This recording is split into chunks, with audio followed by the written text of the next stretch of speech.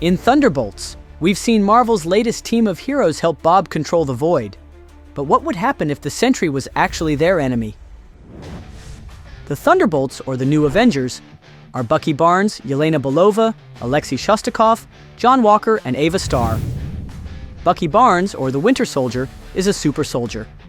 His body was enhanced by Hydra's super soldier serum, and he was given a titanium arm at first to replace his lost limb. He was later gifted a vibranium arm by the Wakandans, who also helped him to deprogram Hydra's brainwashing. Because of his arm, Bucky is stronger than most super soldiers. His vibranium arm is much stronger than his super soldier human arm. It also acts as a shield, even stopping bullets. But while it is bulletproof, it is not indestructible. The first titanium version was destroyed by Iron Man Unibeam during the superhero Civil War, for example. The experiments Arnim Zola conducted on Bucky during the Winter Soldier project may also have further enhanced his strength beyond the serum. Bucky has great durability, speed, and stamina. He can run while leaping across buildings' rooftops and catch up to vehicles on foot. His reflexes and aim are extremely sharp.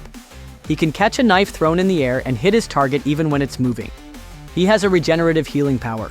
It's not powerful enough to grow a new arm, but he can fully regenerate smaller areas of his body. He also ages much more slowly than regular humans, and had his lifespan extended since being frozen in a cryostasis chamber by Hydra in between the Winter Soldier's missions. On top of all this, Bucky is also a skilled martial artist and an expert marksman. He can also pilot planes, speaks multiple languages, and comes up with creative and effective plans, like the time he freed Zemo from prison in The Falcon and the Winter Soldier.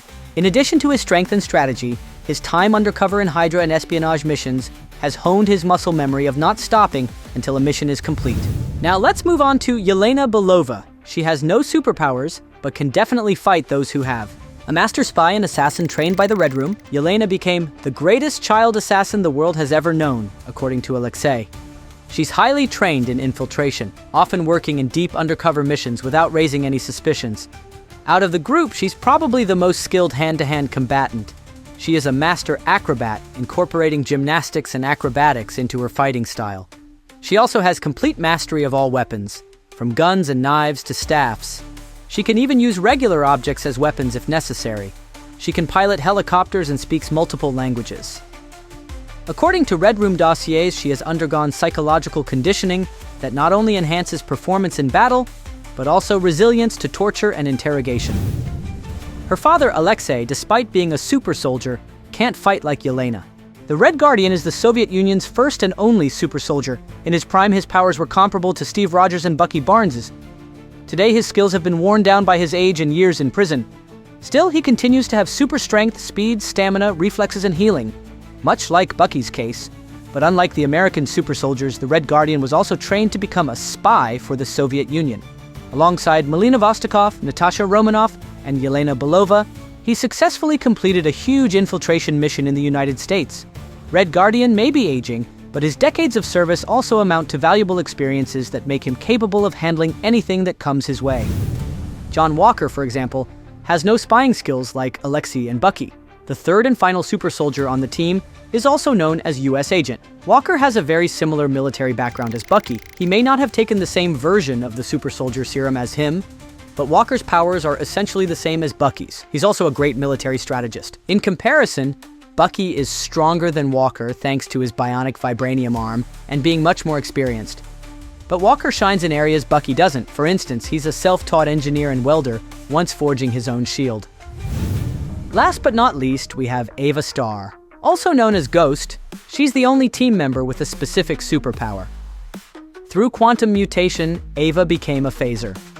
This means that she can alter the molecules of her body to phase in and out of reality, which allows her to pass through walls and avoid any unwanted contact. When she was very young, a quantum energy explosion killed her parents and altered her molecular structure. The result was that her body stopped following the laws of physics. She is only affected by gravity, since she still has mass when phasing. She can move faster when she is in phase, having zero friction with the ground. Interestingly, when she returns to her physical state, the process enhances her strength. She wears a suit created for her by S.H.I.E.L.D. in order to control the phasing. From letting attacks phase right through her in complete intangibility to gradually becoming invisible, Her phasing can be used in countless ways. However, Ava can only stay in phase for around 1 minute. Are 3 super soldiers, a skilled spy, and a phaser strong enough to defeat the Sentry? Let's find out! Robert Reynolds is one of the most powerful beings in the Marvel Universe, if not the most. Unfortunately, we don't see much of the Sentry in Thunderbolts, and more of the Void. To paint a full picture of his powers, we are looking at the comics to fill in the gaps. Bob is the only person to have survived the experimental Sentry serum. His serum is hundreds of times more potent than the ones taken by Bucky, Alexei, or John Walker. Sentry has superhuman strength, speed, durability, stamina, and reflexes. He is essentially invulnerable. His skin is bulletproof, and he can take almost any hit without any injuries, whether that is from the Hulk, Thor, or Ares the God of War, who the Sentry ripped in half during the Siege event in Marvel Comics. Sentry can fly at hypersonic speeds and go to space without any gear. He's telepathic and can manipulate light, which he can transform into energy blasts to attack. He can regenerate from almost anything. After being dismembered or even completely vaporized, Sentry can still pull himself back together. He's been described as being impossible to kill unless he chooses to die. Sentry possesses various psionic abilities as well, which means he can directly interact with reality using his mind. With telekinesis, Sentry is able to move anything with his will. With a hand gesture, he can throw people out windows or make an entire building collapse. He can halt bullets in the air and send them right back at the shooter. And he is able to interact with the minds of others, although often not on purpose. By making physical contact, he can access a person's memories. He can spontaneously make someone relive such memories, but also become trapped on his own. Sentry can also manipulate matter. He's able to touch Ghost even when she's phasing. He can manipulate matter and energy to such an extent that Sentry has the power to make substances change their state through heat. For example, he was able to boil water in a glass, overheat John Walker's gun, and overheat Bucky Barnes' arm without touching anything. The Void has all of Sentry's powers, but inverted. Sentry is connected to light, while the Void brings shadows. Bob would be unstoppable if he wasn't so psychologically unstable, which fuels the Void. But in the end of Thunderbolts, Bob decided to avoid using his powers altogether to prevent the Void from being awakened. The Void manipulates darkness, being able to transform places, objects, and living beings into shadow, which means they become locked in a dark pocket reality within his mind. In terms of fighting technique, that's not Bob's forte. He can be dangerous for all of his superpowers, but isn't a trained combatant and doesn't use weapons. Sentry is clearly way above anyone on the Thunderbolts. He's immortal. Bucky's vibranium arm can stop bullets, but Sentry himself is bulletproof. Ghost can phase through walls, but not through Sentry if he decides to stop her. At the very least, a whole team would be needed to fight such a powerful opponent. The new Avengers would have to rely on teamwork and get creative to defeat Bob in battle. If he's in a good place emotionally, acting as Sentry, Bob would be nearly impossible to defeat. Killing him is not an option, so the team would have to plan some way to capture him. The best strategy would be to use Bob's psychological condition in their favor. They should not want to destabilize him, since having the Void awaken makes the battle harder, but to make him want to join them. Distracting Bob long enough until they can awaken his human side, the fight would be more of an attempt to exhaust Sentry's will or change his mind. Objectively speaking, Sentry can pulverize the team members in a second if he wants to. When we look into the comics, especially the more recent stories featuring Robert Reynolds, we find that Sentry's power has scaled far beyond even the million exploding suns, as it was once described. Slowly but surely discovering how potent his powers are, Sentry effectively became a god-level character. Despite not being a god like Thor, for example, Sentry has created force fields that stop Mjolnir, turned energy fields into solid matter, and even resurrected the dead by rewriting their biochemistry.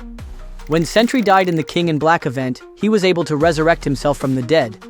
In Sentry comics, Nick Fury has once stated that S.H.I.E.L.D. has yet to find a way to kill him. This is the guy that survived a nuclear explosion at point blank in Sentry, Volume 2, Number 7, March 2006. Iron Man's scanners, some of the most advanced technology in the world, were also unable to find any major weaknesses on Sentry when they met in Iron Man, Volume 4, Number 11, August 2006.